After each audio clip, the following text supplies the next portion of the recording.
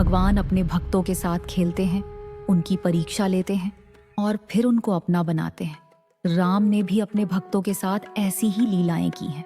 शाम का समय था। महल के प्रांगण में छोटे छोटे राजकुमार खेल रहे थे।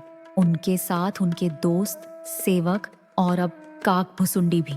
बालक राम अपनी चंचल मुस्कान के साथ भुसुंडी जी को पकड़ने की कोशिश करते और काक भुसुंडी अपनी चतुरता दिखाते हुए उनसे बच जाते।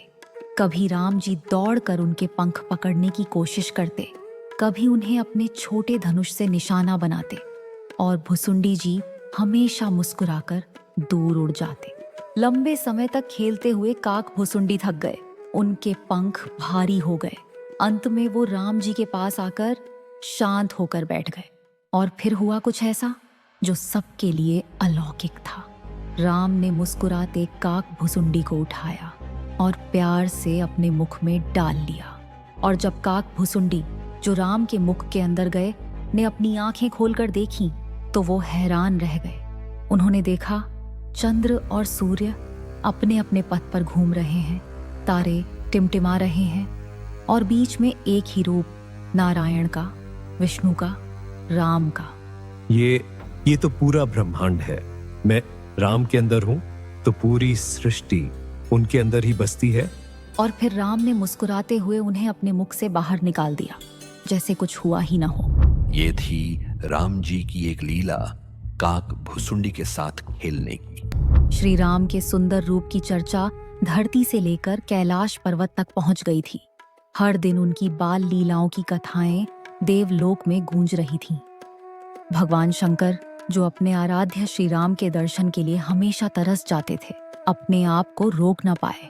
उन्होंने पार्वती जी से कहा, देवी, जिस राम के नाम को मैं दिन रात जपता हूँ, वही राम अब अयोध्या में बालक रूप में खेल रहे हैं। मैं भी उनके दर्शन करूंगा।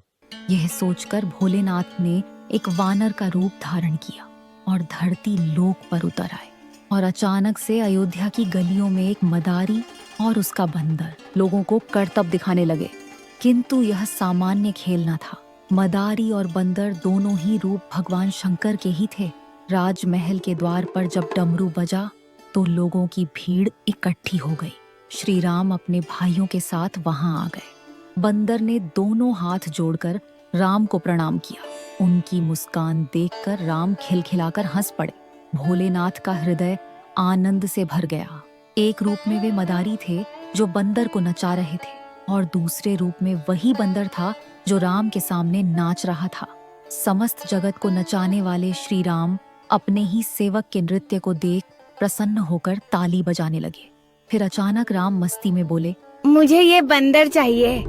मदारी तो इसी पल के लिए आया था। बंदर की डोर तुरंत राम के हाथ में दे दी गई।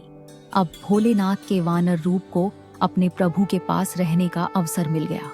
सच में सच्चा प्रेम वही है जो सेवक को अपने स्वामी के चरणों तक ले आए।